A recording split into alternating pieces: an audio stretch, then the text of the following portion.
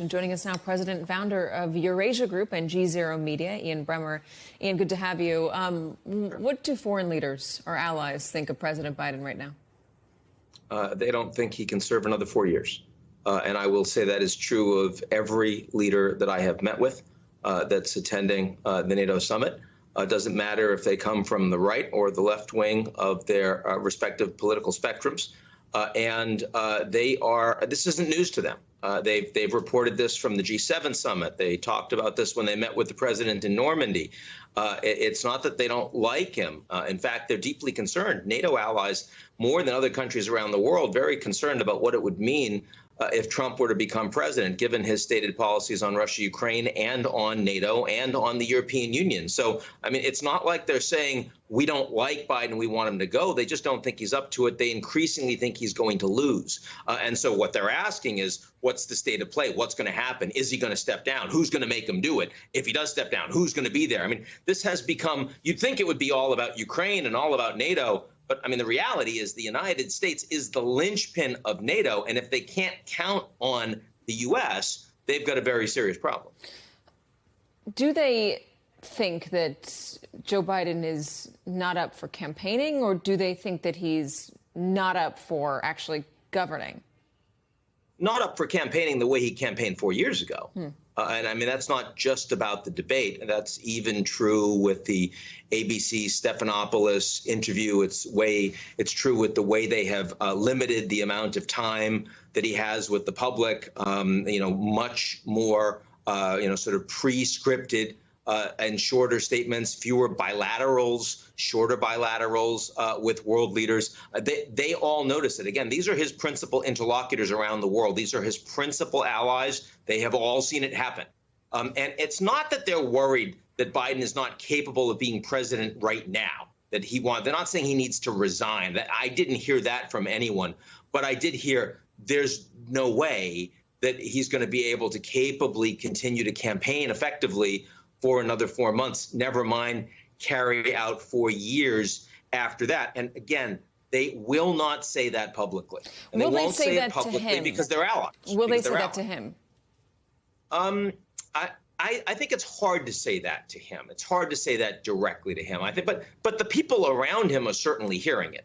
I mean, the senators that are in the meetings, the House members that are in the meetings. And you're getting a lot of this feedback. I mean, there's a reason why, you're not getting, the problem is that there's no organization, there's no leadership that is going to get together and say, okay, we are all together now going to stand up publicly and say it has to be X instead of Biden. And so what you have is a majority of senior people that are saying privately that they'd rather have someone other than Biden, but that doesn't get you from here to there unless Biden himself is willing to take that on. Here's a live arrival of some of the leaders of NATO getting to Washington, D.C. He's going to have President Biden that news conference where he's going to try to assuage the concerns of the American people once again by talking to the press, without a teleprompter and no formal way. But I wonder if there's anything he can do behind the scenes to convince those NATO allies that he's up for it. You say that they've seen this coming. Is there a way that he can convince them that he's still the guy that can win? Again, they want him to win. I mean, okay, maybe not Viktor Orban in Hungary, but I mean, the vast majority of the foreign leaders that are here in Washington right now, they want Biden to win. And back in the Munich Security Conference, when they all gathered in late February, I would say they thought he would. Over the last few months, it's been closer to a coin flip.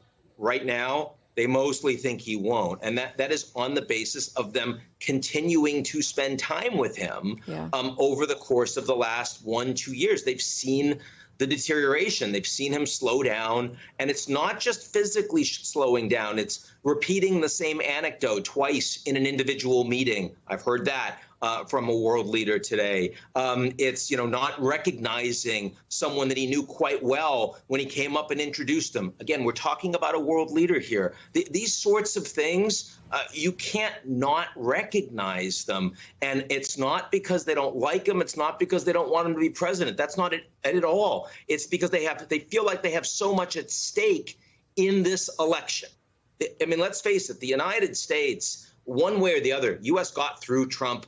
One election, will probably get through Trump if he wins again. And ultimately, the U.S. is a far more powerful country, a far richer country, a far more resilient country. But when you're talking about countries that are on the front line with a war where the Russians have invaded Ukraine and NATO is standing up, they have a lot more. They feel like they have a lot more at stake with this U.S. election than most Americans do. Yeah. And so when they're saying they're really worried that Biden isn't up for it, this is a matter of actual national security in their minds. Absolutely. Yeah, there's a question of how well NATO will fare with a Donald Trump second term. Ian Bremmer. Ian, thank you so much.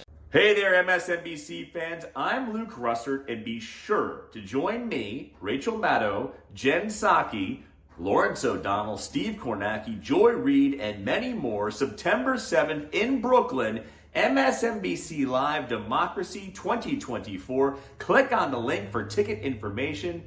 We will see you there.